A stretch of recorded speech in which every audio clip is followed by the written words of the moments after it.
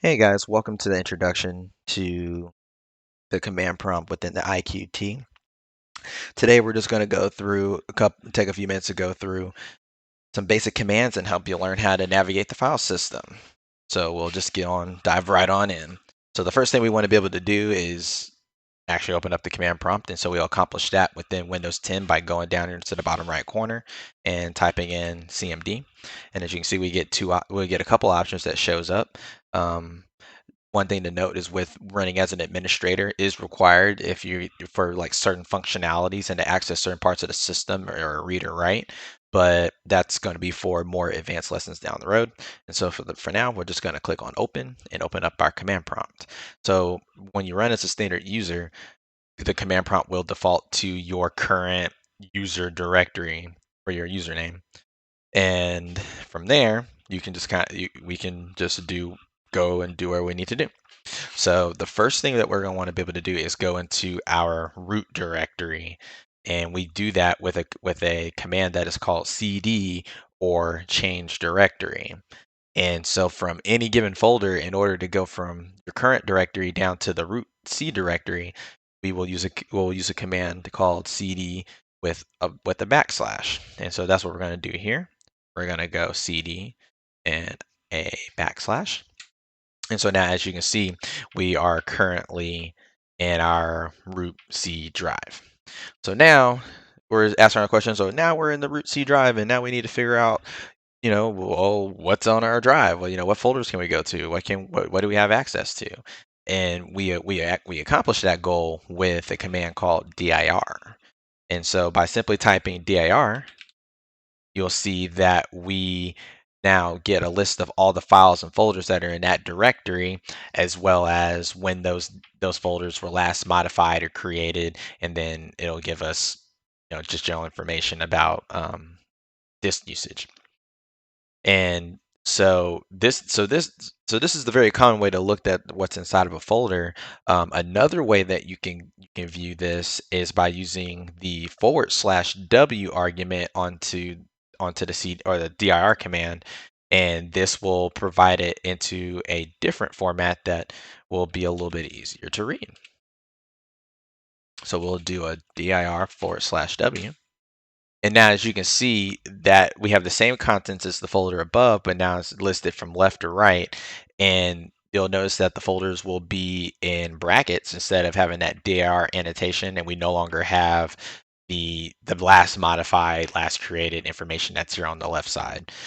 So a lot of times when I'm going through, files and folders, and if I know there's going to be a folder that's going to have just a lot of a lot of files and folders listed, like 100 plus, then I find that this is a lot easier to scroll through than trying to go through just a giant list of files and folders that are listed that don't have any like true organization to them.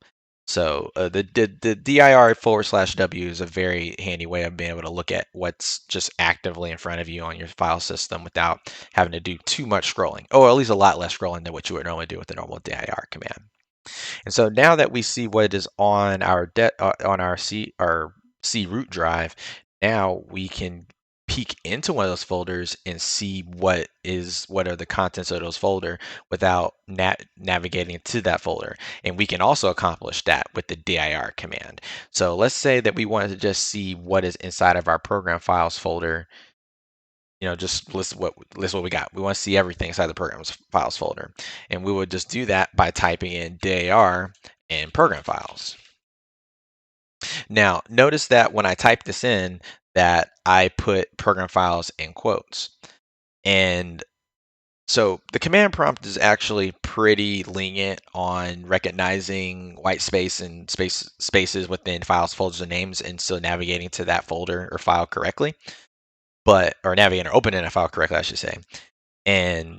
But when you get into more advanced shell language, shells such as Bash or PowerShell or anything like that, those aren't going to be quite as friendly with those file paths, and they will pretty much require that you put those in quotes if you're going to have something that has a space in it. So it's a pretty good idea just to get used to doing it now, and then so when you get to that point, it'll never be a problem. You're like, why can't I not access that folder? Well, you didn't put it in quotes. You won't have that problem if you start it now.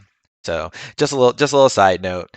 Just make sure that you're always putting your absolute paths, basically any file path that you type into dir, I would just put into program files. And so we're going to hit enter, and as you can see that we got the list of everything that is inside of that program files folder. So now let's say that we're in our current root C drive, and let's say, all right, well, we want to go into the Windows Defender folder that's inside our program files folder. We can just type in the absolute path of that folder using the cd command that we learned above to change directories to that folder. And so we would just type in cd, and then in our quotations, we'll type in program, I can't type, program files, Windows Defender. And as you can see, we have the full file name there. We're gonna hit enter, and now our current directory is set to Windows Defender. And if you're ever curious to what that current directory is, we can just type in cd as well, and that's what it'll also show you at the bottom, just current directory of what you're in. But I really don't see too many uses of just using cd to figure out the current directory when you can literally see what your path is right here. So you won't really have to worry about doing that too much. Now, let's say now that we are in our Windows Defender folder, and now we want to go back a file. Maybe we need to go back and re-see what's inside of the previous folder, or we need to run a file that's in a previous folder. Just whatever reason that we need to do that, then we can accomplish that by doing cd followed by two periods. So in order to go from here from Windows Defender, if we want to go back to program files, then we'll just type in cd and then two periods. And now, as you can see, we can go in, type in dr/w, and boom, here's all our contents that we have that's inside of the program files folder as well. And so that right there is basic file navigation and being able to see what is inside of a folder and its contents. There are some more advanced items that you can do as far as using wildcards or other arguments to be able to further filter out the information that you need to see. But that can be saved for another lesson. But that is how you do basic file system navigation. Don't mind my origin thing down there in the bottom right corner. People love Apex. So we're going to do a quick clear screen, or CLS, just to clear the screen to get us back to a nice clear screen. There we are. And one final thing I wanted to add in is Windows does, or the command prompt does come with a help command that is very similar to the manual or man command that you have within Linux. And you can do that by just typing in help. And what this command will do will give you a list of the basic commands that are available within the Windows command prompts. So if we go ahead and hit enter, then as you can see, it gives us a list of a lot of the more useful commands that are very specific to command prompt. This isn't everything, so you're not going to get a lot of the more things that run more program-oriented commands such as netstat or maybe like a traceart or anything, or tracert, as you would normally see, or a ping.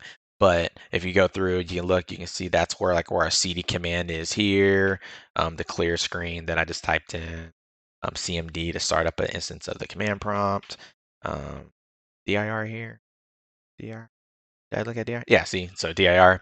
And so this is a good way to just kind of look in, like if you want to just, I need to be able to do something, or if you're building a batch file and you don't know a specific command that you may need to remind yourself of something, then you can come here and use this as sort of a quick look.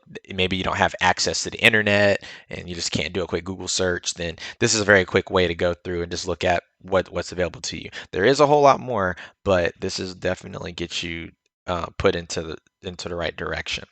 And so not only will it give you a list of all the commands, but you can also go in and look at a very specific, at very specific commands if you need to know additional information for it. So using dir as an example, we can type in help in dir, and now it will give us what it does, and as well as all the different attributes that you can put along with it. I said attributes. I guess that's right. Yeah, attributes that go along with it.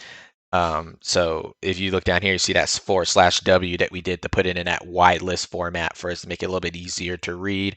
But if let's say if you need to look for hidden files or system files, or you need to look for something that's like a read only, as you can see up here, you can put all that in there, and you can further refine your what you see on the screen. Which again, like Windows, a lot of people can have thousands and thousands of files inside of a folder, and you don't want to ever see all of them. And especially within a command prompt, you're definitely not going to be able to see all of them, and you're just probably going to crash the program anyway.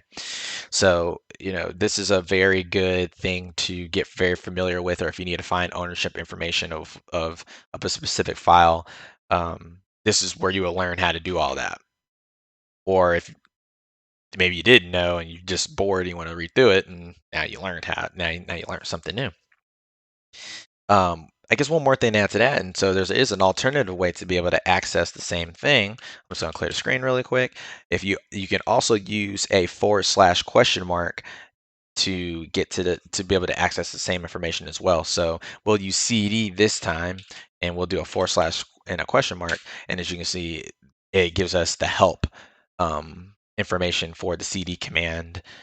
And this one also actually gives you an example. If you want to see something the same way, then it'll kind of give you a little bit of a walkthrough.